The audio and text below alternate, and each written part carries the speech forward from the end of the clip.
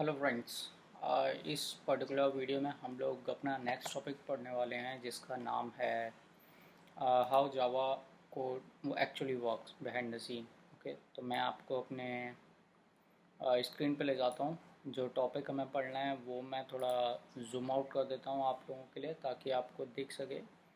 तो आज हमें ये पर्टिकुलर टॉपिक पढ़ना है कि जो हम जावा का कोड लिखते हैं वो एक्चुअली रन कैसे करता है बिहाइंड द सीन। ठीक है, आपने कोड लिख दिया, वो आपने इंग्लिश में लिखा है, लेकिन सिस्टम उसको कैसे समझ रहा है, किसकी मदद से वो कोड चल रहा है, तो उसको समझने के लिए हमें थोड़ा स्क्रीन पे आना पड़ेगा। तो मैं आपको स्क्रीन पे दिखाता हूँ। देखिए, सबसे पहले एक सॉफ्टवेयर है जिसका नाम है JDK, जो कि आप लोगों ने इंस्टॉल किया, राइट। तो सबसे पहले आपने क्या किया कि आपको एक यूज़र ने कोड लिखा। किस पे लिखा? IDE, यानी कि इंटीग्रेटेड डेवलपमेंट इन्वायरमेंट, जो कि क्या था हमारा विजुअल स्टूडियो कोड।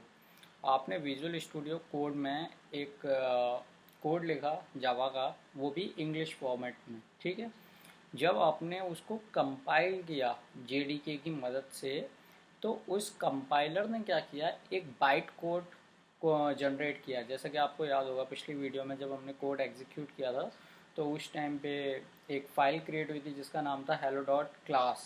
तो वो क्या था, बाइट कोड था। ठीक है, तो जैसे ही बाइट कोड जनरेट हुआ, तो बाइट कोड जो है कंप्यूटर समझ लेता है कि इसमें क्या इंस्ट्रक्शंस मेरे लिए हैं।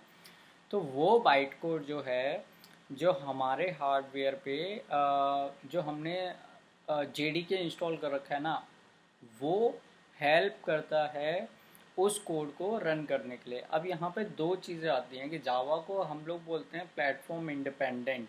मतलब कि आप अगर मैकबुक में कोड लिख रहे हो तो आप उसको विंडोज़ में भी चला सकते हो, आप उसको कहीं पे भी चला सकते हो, किसी भी ऑपरेटिंग सिस्टम पे, विंडोज़, लिनक्स या मैकबुक।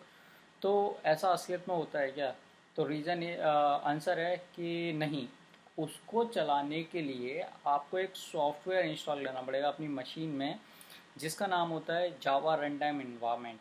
तो ये आपको होना चाहिए। अगर ये होगा तभी कोड जो है आपके मशीन पे चलेगा। हाँ, इतना है कि आप जावा का कोड अगर मैकबुक पे लिख रहे हो और अगर आपने विंडोज़ में JRE इंस्टॉल कर लिया है, तो बड़े आराम से आप वही कोड रन कर सकते हो। उसके लिए आपको कोई एक्स्ट्रा चीज़ें नहीं करनी पड़ेंगी।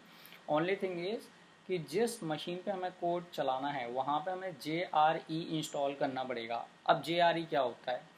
तो देखो, ये हमारा हार्डवेयर है, मतलब कि जो भी हमारी मशीन है उसके ऊपर एक ऑपरेटिंग सिस्टम होता है। जैसे विंडोज़ हो सकता है, मैक हो सकता है, लिनक्स हो सकता है। तो उसके ऊपर जो हम लोग JDK इंस्टॉल करते हैं, याद रखना है JDK, उसमें क्या होता है कि JRE, JVM और लाइब्रेरीज, ये सारी चीज़ें प्रेजेंट होती हैं। तो हम लोगों को केवल और केवल यूज़र जिस पे रन करना है उस पे सिर्फ हमें JRE ही चाहिए होता है। तो हम अगर जैसे कि गूगल पे आप जाओगे और सर्च करोगे कि JRE डाउनलोड, तो केवल आपको JRE मिल जाएगा। तो अगर आपको कोड लिखना नहीं है, सिर्फ एग्जीक्यूट करना है, तो उसके लिए आप JRE इंस्टॉल कर सकते हो अपनी मशीन पे।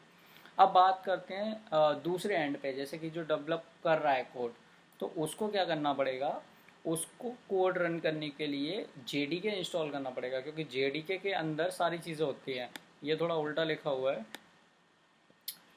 JDK के अंदर सारी चीज़ें प्रेजेंट होती हैं, Java run time environment, Java virtual machine और लाइब्रेरीज।